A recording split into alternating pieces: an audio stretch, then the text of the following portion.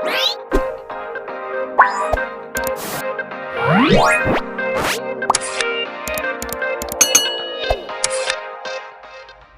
kabayan, kapsat kasampayan, sa mga hotel po, motel, at iba pang bahay panuluyan, ang isa po sa pinaka-importanting kagamitan na kinakailangan ng mga guests ay ang refrigerator.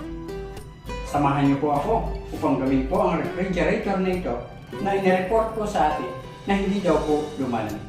Simulan na po natin mga kabayan. Subukan po muna natin isaksak ang ref. Saksak muna natin.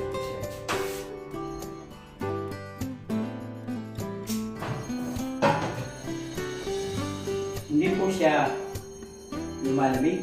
Wala rin pong ilaw. Ang setting niya po nakalagay sa pinakamataas na setting po. Number 7 po. Pero wala pong indikasyon na lumalamig. Ang una po natin gagawin ay i-check po muna natin ang continuity ng ating power cord. Baka po may putol. Punutin po muna natin ang ating plug para po sa ating kaligtasan. Tagilid po natin ang ating ref para madali po nating ma-check ang wiring. Tanggalin po natin ito. Check po natin ang overload at saka yung relay.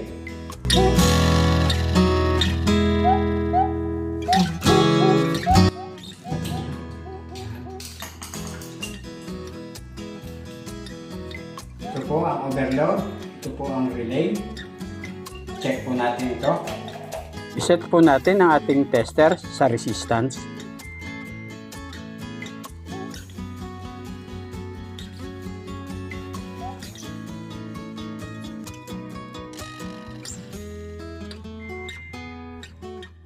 Okay po naman ang kanyang overload.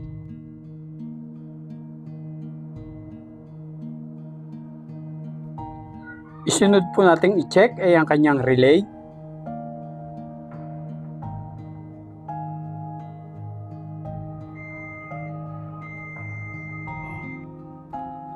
Okay po ang kanyang relay.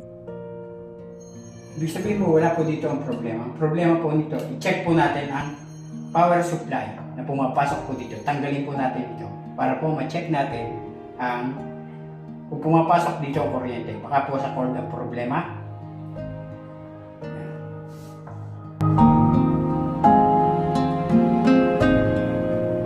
Check po natin ito.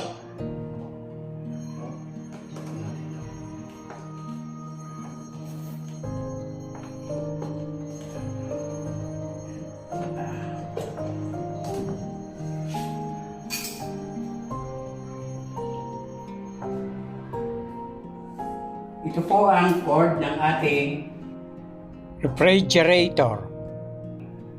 Siyasasak natin. I-check po natin ang continuity nito. I-check po natin ito.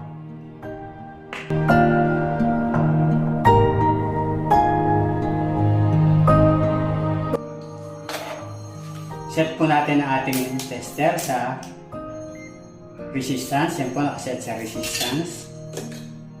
Check po natin.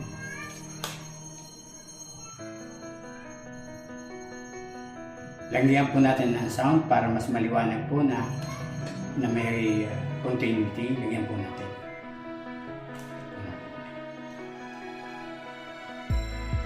Tumunog po, ibig sabihin may continuity. Check po natin dito. Check natin. Ito po. Ayun po, may continuity. Ito ang kulay blue po. Ito ang kulay blue. Ibig sabihin, buo po yan. Yung kabila naman po ang ating tetestingin.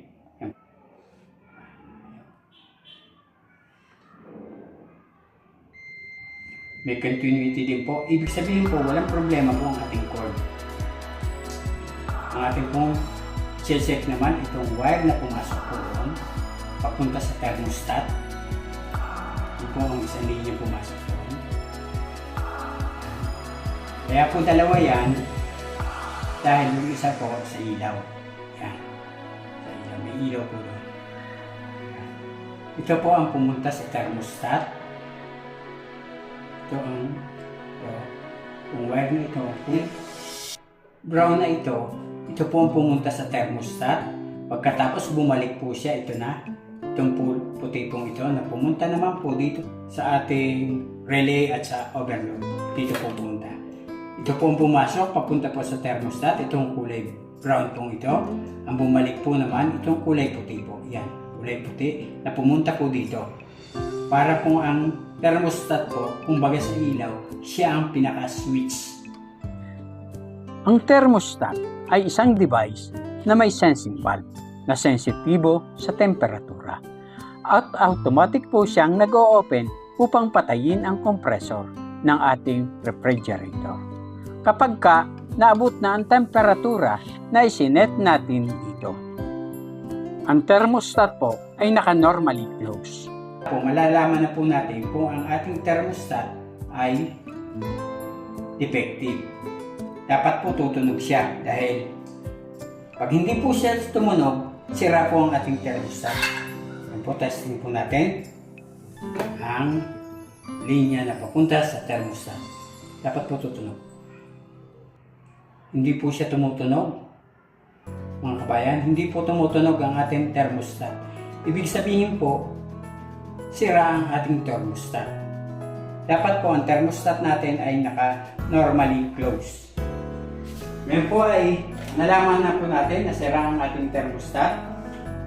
Ang gagawin po natin ay pull out po natin ang thermostat para palitan ng maayos na thermostat. Tanggalin po muna natin ang defective na thermostat. Baliktad po natin ito.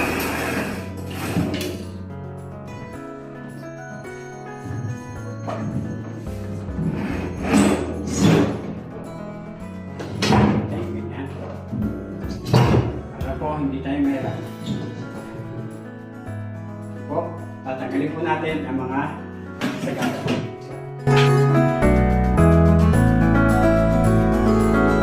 Ngayon po, ang gagawin natin ay tanggalin po natin ito. Iwalay po natin ang evaporator.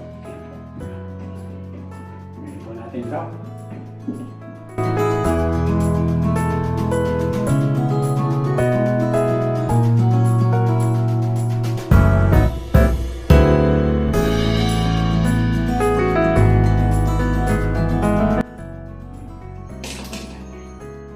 Tanggalin po natin ang defective pong thermostat.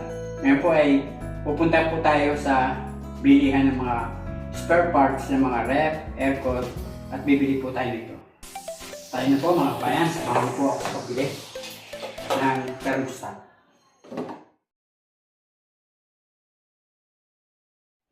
Mga kabayan, tayo po ay nakabili na po ng bagong thermostat. Ito po ang bagong thermostat at ito po naman ang lumang thermostat. Ngayon, ipapakita ko po sa inyo kung ano ang pinagkaiba ng bagong thermostat sa defective na thermostat. Ito po ang defective, nasa kaliwa ko po. Ito po ang bagong thermostat. Tetestingin po natin sa pamamagitan ng tester. Kapag ka po tumunog, ibig sabihin po, good po ang thermostat na yun. Testingin po natin. Didikit po natin sa dalawang linyang ito. Ito po. Dikit po natin. I-set po muna natin sa resistance. Gagawin po natin, i-set po muna natin sa resistance. Tapos, shorten natin. Lagyan po natin ng sound para mas maliwanag. Natin sa resistance mga kabayan. Lagay na po sa resistance. Yan po nilagay ko na sa resistance. Short po natin. Wala pong tunog. Lagyan po natin ng tunog para mas malaman po natin kung may continuity o wala. Ito po ang bagong thermostat. Dapat po dito tutunog ito. Didikit po natin sa dalawang linyang ito. Ito po. Ito po ang bago. Hit po natin. Yan po. Tumutunog po. Ibig sabihin po, may continuity. Ito naman po yung sirang thermostat. Ito. Pag tumunog po ito, good po. Pag hindi po tumunog, defective po ito. Hindi po tumunog mga kabayan. Yan. Hindi po tumunog. Ibig sabihin po, defective po. Ngayon po ilalagay na po natin.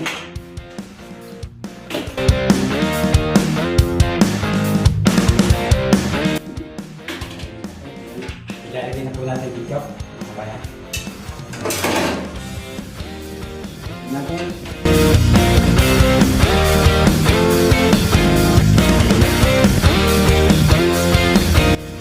Yan po, nailagay na po natin ang ating thermostat. Ngayon po, ang gagawin naman po natin ay ang ilaw ng ating LED. Magpapalit po tayo ng door switch. Tanggalin na po natin ang door switch.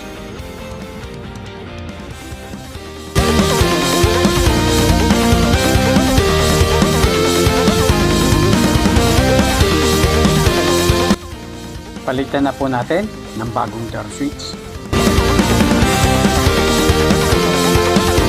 Ito po natin kung lagyan po natin ang ilaw.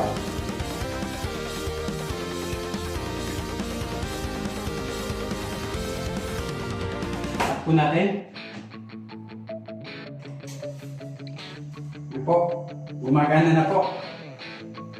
Maandar na po ang Compressor. Ngayon po, isi-secure na po natin ang mga wiring.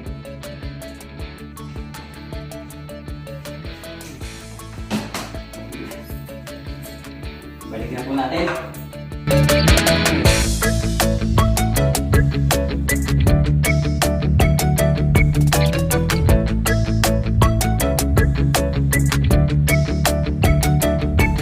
Okay na po mga kabayan, kapsat kasangkayan. Ibalik na po natin ang wiring. Ang po natin, kabayan. Okay na po mga kabayan, maganda na po. Nagawa na po natin ang mini refrigerator na ito na ang sira po ay ang kanyang thermostat at ang kanyang door light switch. Maganda na po sa ngayon. Sana po ay minatutunan po kayo sa aking pinakitang tutorial video. Ngayon po ay hinihiling ko po sa inyo na mag-subscribe, pindutin ang notification bell,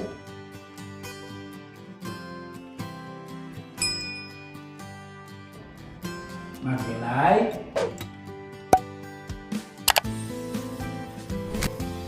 mag-comment,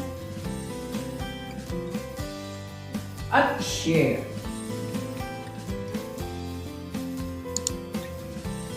Upang maging updated po kayo para sa susunod ko pang i-upload ng mga video na kapakipakinabang, nakalilibang, at kapupulutan ng mumuntingkan. Maraming salamat po sa inyong panonood. Hanggang sa muli. Bye-bye!